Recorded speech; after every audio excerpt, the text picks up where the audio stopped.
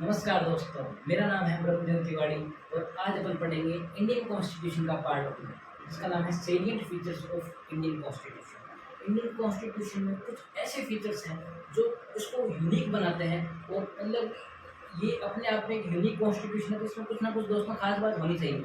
तो वो अपन क्या क्या खास बातें हैं वो सब अपन इस क्लास में पढ़ेंगे। और इस क्लास का पहला टॉपिक है अपना salient feature of Indian constitution. तो फर्स्ट जो सेलिएंट फीचर है वो है, जो खास बात बताती है इसमें, लेंथीएस्ट रिटन कॉन्स्टिट्यूशन। जो इंडियन कॉन्स्टिट्यूशन है दोस्तों, वो सबसे बड़ा लिखित संविधान है जिसमें 465 आर्टिकल्स, 12 शेड्यूल्स और क्या है, 22 पार्ट्स इसमें है।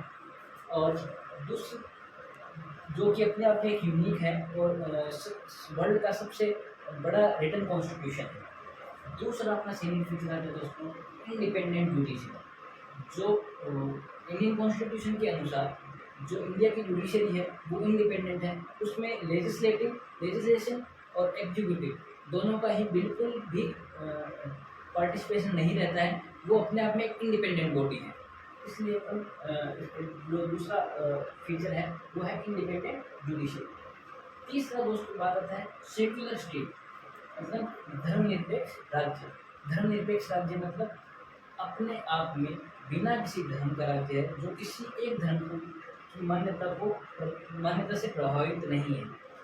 जैसे कि पाकिस्तान एक ऐसा कंट्री है जो किसी एक धर्म को वैल्यू देता है। बांग्लादेश एक ऐसा कंट्री है जो अलग कंट्रीज हैं वो पर्टिकुलर किसी एक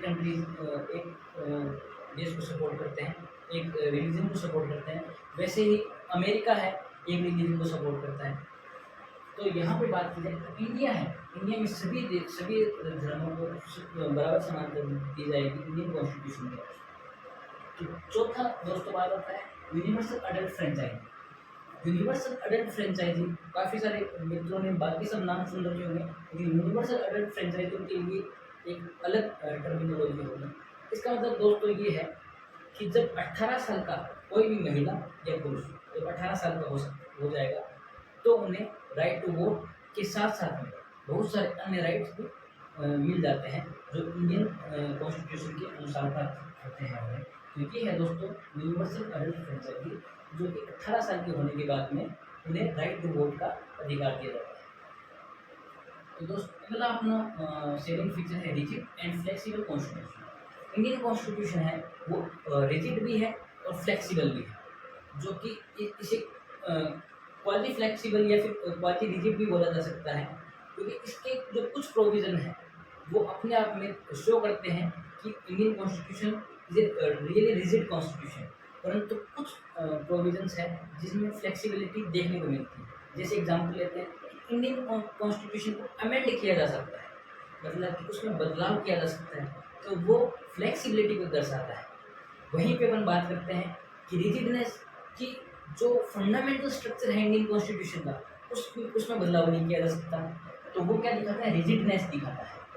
तो इस तरीके से अपन समझ सकते हैं कि रिजिड एंड फ्लेक्सिबल कॉन्स्टिट्यूशन है। छठा अपन बात करेंगे, छठा salient feature parliamentary government. India के अंदर जो गवर्नमेंट सिस्टम है पार्लियामेंट्री गवर्नमेंट सिस्टम है, जिसके अंदर दोस्तों लोकसभा, राज्यसभा एवं प्रेसिडेंट मिल के जो सेंटर की गवर्नमेंट बनाती है, वहीं स्टेट में स्टेट लेजिस्लेचर प्लस में स्टेट असेंबली मिल के विधानसभा और विधान परिषद जिन्हें बोला जाता है वो मिलकर गवर्नमेंट बनाती है। इस सिस्टम को क्या बोला जाता है दोस्तों, पार्लियामेंट्री गवर्नमेंट बोला जाता है। और ये दोनों आपस में सामंजस्य बिठा के लोग पास करते हैं और गवर्नमेंट को चलाते हैं। सातवां अपना सेकेंड फीचर है दोस्तों इमरजेंसी प्रोविजंस। इंडिया के अंदर जब आपातकालीन स्थितियाँ आती है, इमरजेंसी जब सिचुएशंस आती है, तो कुछ प्रोविजंस दिए गए हैं जिसमें इंडिया जो स्टेट्स हैं वो अपनी पावर्स को सेंटर को ट्रांसफर करके उससे कर देती है, और सेंट्रल गवर्नमेंट अपने आधार पे निर्णय लेती है और उस इमरजेंसी से बाहर निकलने का प्रयास करती है। अगर उनसे भी कंट्रोल नहीं होती है तो वो इमरजेंसी इम्पोज कर दी जाती है, और जो इंडियन प्रेसिडेंट रूल जिसे बोला जाता है, राष्ट्रपति शासन, वो अप्लाई कर दिया जाता है। दोस्तों जो इमरजेंसी प्रोविजंस है उसमें जितने भी फंडामेंटल राइट हैं वो डीएक्टिवेट हो जाते हैं। केवल 2 राइट्स फंडामेंटल राइट है, राइट आर्टिकल 20 और आर्टिकल 21 केवल अप्लाई रहते हैं इमरजेंसी प्रोविजन में। सॉरी दोस्तों, इसके बारे में मैं आपको अगर हो सका तो कल को रिसर्च करके बताऊंगा। तो ये बात है। फिर अपने अगले पॉइंट पे आगे बढ़ते हैं, फेडरल एंड यूनियन। जो इंडिया का सिस्टम है फेडरल और यूनियन है, मतलब यहाँ पे राज्य की भी सरकारें हैं और केंद्र की भी सरकारें हैं। दोनों जो पावर का है वो सेपरेशन हो रखा है। दोनों स्टेट के पास में एक अलग पावर है, सेंटर के पास में अलग पावर है, जो 3 प्रकार की सोच में बनी हुई है, state list, central list and concurrent list, जिसमें अलग अलग सब्जेक्ट्स दिए हुए हैं, जिन सब्जेक्ट पे मिलकर सरकार कार्य करती है। इन्हें हम आगे कॉन्स्टिट्यूशन में ढंग से पढ़ेंगे, आगे कॉन्स्टिट्यूशन के प्रोग्राम में। अभी आप इतना समझ लीजिए कि तीनों लिस्टें रहती है और उनमें काम किया जाता है। अगला अपना जो सेलिंग फीचर आता है वो आता है single citizenship. Single citizenship means आपको यहाँ इंडियन कॉन्स्टिट्यूशन के अनुसार, भारतीय संविधान के अनुसार आपको अलग से किसी भी राज्य या फिर पूरे देश अलग से सिटीजनशिप नहीं चाहिए। आप अगर इंडियन हो, आपके पास सभी स्टेट्स की नागरिकता अपने आप है, सभी स्टेट्स की नागरिक सिटीजनशिप है तो आपके पास में है।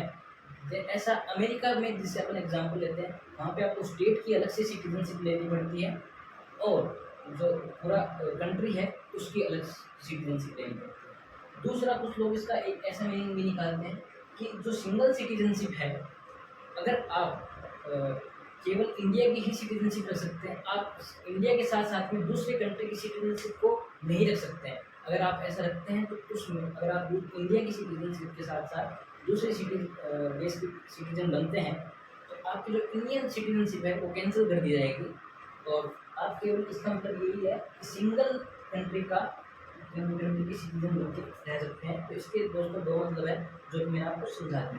तो दोस्तों आपको कैसी लगी सेलिएंट फीचर की क्लास? और दोस्तों अगर आपको पसंद आई तो लाइक, शेयर एंड सब्सक्राइब कीजिएगा। धन्यवाद दोस्तों।